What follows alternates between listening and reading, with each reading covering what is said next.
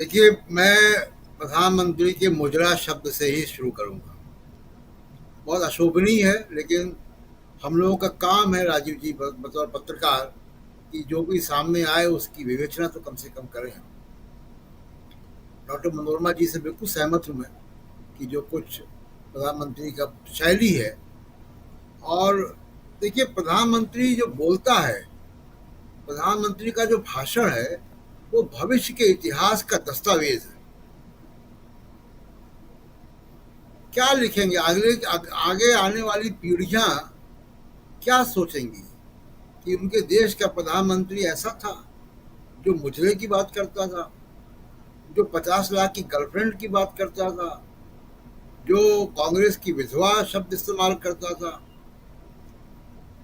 ये आज की हमारी पीढ़ी, राजीव जी, जब हम बड़े हो रहे थे तो हम लोग और आज भी पंडित नेहरू के उस स्पीच को लेकर बहुत गौरवान्वित महसूस करते हैं।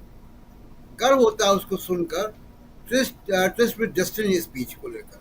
और दुनिया की बेहतरीन भाषणों में उसकी शुमार होता है वो भाषण। भविष्य की पीढ़ियां प्रधानमंत्री मोदी के बारे में क्या सोचेंगी कि और लगातार इनके व्यक्तित्व में महिला विरोध है।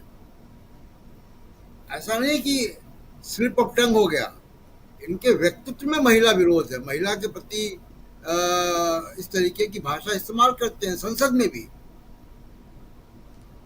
आप देखिए कि वो संसद में भी वो कई बार वो बहुत ही गैर मर्यादित भाषा का इस्तेमाल कर देते हैं। दूसरी बात कि लिखा हुआ भाषण होता है राजीव जी, ये माइक पे बोलते वक्त उत्तेजना में कोई शब्द निकल जाए, वो भी नहीं निकलना चाहिए प्रधानमंत्री से। तो हमारे जैसे व्यक्तियों से भी नहीं निकलता है, तो प्रधानमंत्री से बहुत बड़ी चीज होता है।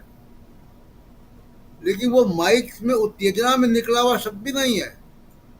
नरेंद्र मोदी पिछले कई वर्षों से सारे भाषण लिखे हुए पहले से बोलते हैं, टेलीप्रॉम्प्टर में पढ़ के। तो ये सोच समझ के इस्तेमाल किया गया भाषण है। उसका राजनीतिक तात्पर्य या उद्देश्य कुछ भी हो कि अपने मतदाताओं को, अपने समर्थकों को और ज़्यादा उद्वेलित करना हो, जो भी बात है, लेकिन ये लिखे हुए शब्द होते हैं। तो जब आप लिख के पढ़ते हैं तो इसका मतलब है कि बहुत सोच समझ कर आपने इन शब्दों का चयन किया है। इसलिए मैं कह रहा हूँ कि इनके व्यक्तित्व में और इनके पूरे जो इकोसिस्टम है, जो इनकी टीम है, उसमें महिला विरोध है। मुझे शक है कि इनकी टीम में कोई महिला भी होगी। अगर कोई महिला होती तो शायद ऐसी इन शब्दों का चुनाव नहीं होता। जी। दूसरी बात कि जब चुनाव यहाँ तक राजीव जी आ गया, और जिसमें दिल्ली का भी चुनाव है, और आज मैंने भी वोट डाल दिया है सुबह सुबह जाकर, तो आ, दिल्ली के चुनाव आते आते संविधान की डिबेट और ज्यादा, इसको कहूं कि सीमेंट हो गई है। यानी ये संविधान का मामला दिल्ली भारत के चुनाव से, लोकसभा के चुनाव से, 2024 चुनाव से हट नहीं रहा है, और हर चरण के बाद ये मजबूत होता जा रहा है। आज के चुनाव में भी यही रहा। ऊपर आपकी टैली कांग्रेस को 0 दिखा रही है, यानी कांग्रेस को इस चरण में खोना कुछ नहीं है। जो जो भी बढ़त होगी वो फायदा ही है, मिलना है। मैं संख्या की बात नहीं करूंगा राजीव जी। संख्या की बात वो लोग कर रहे हैं जो एक महाशय जो सेफोलॉजिस्ट नहीं है, जो चुनाव का मैनेजमेंट करते हैं, वो कुछ संख्या की बात कर रहे हैं। और एक साहब जो कह रहे थे अभी तक कि चुनाव पलट गया, वो खुद पलट गए। तो मैं संख्या की बात नहीं करूंगा, मैं केवल बात ये करूंगा कि चुनाव जिस तरफ जा रहा है, और हम अंदाज, देखिए पॉलिटिकल एनालिस्ट होते हुए हम अंदाज क्या लगाते हैं? हम अंदाज लगाते हैं कि विपक्ष ने क्या कहा, सरकार की तरफ सत्ता पक्ष के लोगों ने क्या कहा, कौन किस पे खींच उतार रहा है, किसका नैरेटिव कहाँ जा रहा है, लोग इस पे किस क्या बात कर रहे हैं, मीडिया में क्या हेडलाइन बन रही। इससे हम अंदाज लगाते हैं कि दिशा किस तरफ है। आज अगर प्रधानमंत्री ने मुजरा शब्द के साथ कुछ और भी कहा ना, वो आरक्षण पे लगातार डिफेंसिव है, संविधान को लेकर लगातार डिफेंसिव है। इसका मतलब है कि संविधान और आरक्षण का मुद्दा नीचे तक जा रहा है।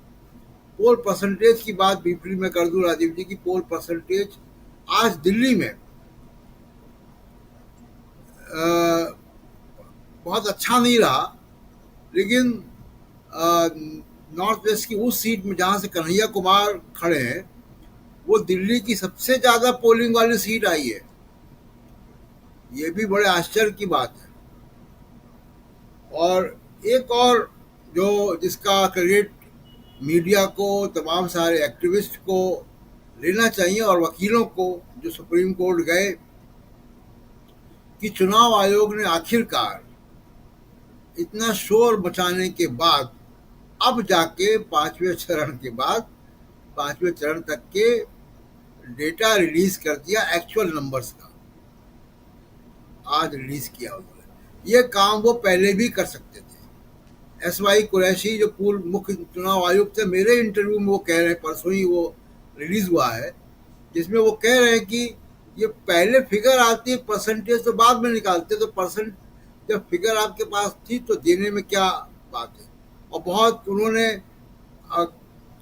कई बहुत स्पष्ट शब्दों में कहा है कि ये फिगर हमने कैंडिडेट और पॉलिटिकल पार्टीज को भी दी हैं और बदली नहीं जा सकती हैं।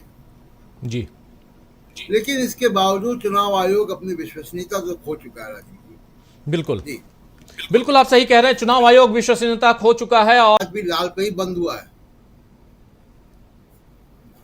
दूसरी बात कि अब जो हो रहा है, यानी छठे चरण के बाद और आखिरी जो पहली जून को चुनाव होगा, ये मतदान होगा। अब मतदान एक औपचारिकता है, वो होगा, इलेक्शन कमीशन कराएगा, जिनको प्रचार करना है लोग करेंगे। दिल्ली में तैयारी अब 4 तारीख के बाद की शुरू हो गई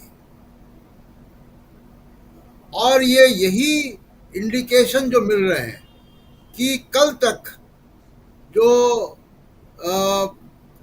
भारत जोड़ो यात्रा के साथ भी थे वो भी अब कुछ कंफ्यूजन की बात कर रहे हैं। अचानक से प्रशांत किशोर आ गए, वो कुछ फिगर्स की बात करने लग गए।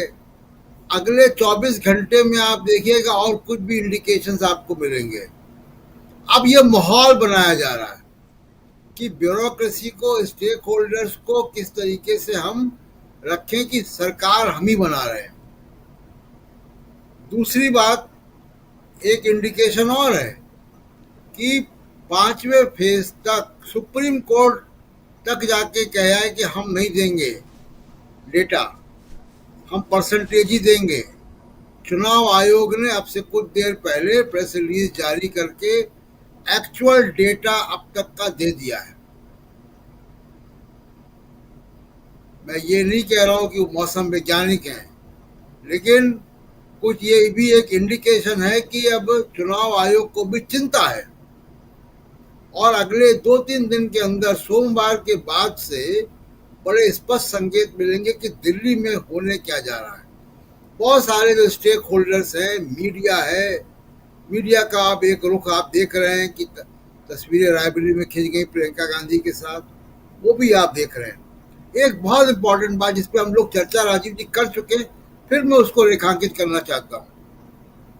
नड्डा जी ने जो कहा है कि ये आरएसएस से अलग है, बीजेपी अलग है, आरएसएस अलग है, अब उसका समय अब आया है और वही है। देखिए 3 लोग हैं यहाँ पे, बीजेपी के अंदर गुजराती लॉबी, यानी मोदी और अमित शाह की बीजेपी, बाकी बीजेपी और आरएसएस, ये 3 प्लेयर्स के बीच में खींचतान है। और अब ये तय हो रहा है कि बीजेपी को बहुत उनके जो लिबरल असेसमेंट भी हैं वो भी बहुमत की भूमिका नहीं दे रहे हैं। तो अगर उनको बहुमत की भूमिका तक, बहुमत के संख्या तक नहीं ले जा रहे हैं तो बहुत कुछ तय आरएसएस भी करेगी, तय वो वाली बीजेपी भी करेगी जो गुजराती लॉबी के अलग वाली बीजेपी है। वो अभी खामोश है, छोड़ दीजिए उसको। जिस दिन ये संदेश जाएगा कि ईडी, सीबीआई और इनकम टैक्स का मालिक बदल गया, उस दिन घड़ी की सुई बहुत तेजी से चलेगी, घंटे वाली सुई सेकंड के स्पीड से चलेगी। तो ये कुछ संकेत जो है वो आ रहे हैं और हमको वॉच करना होगा अगले 2, 3, 48 घंटे में। बहुत स्पष्ट संकेत आपको मिलने लगेंगे कि 4 तारीख को दिल्ली में क्या हो रहा है। अब जो कुछ भी होगा वो दिल्ली का स्टेज अब बनना शुरू हो गया है राजीव जी। जी, दिल्ली में क्या कुछ होने जा रहा है। गर साहब जरा उसी तरफ आता हूं फिर से जिधर आप पिछले हफ्ते भी इशारा कर रहे थे। 4 जून के बाद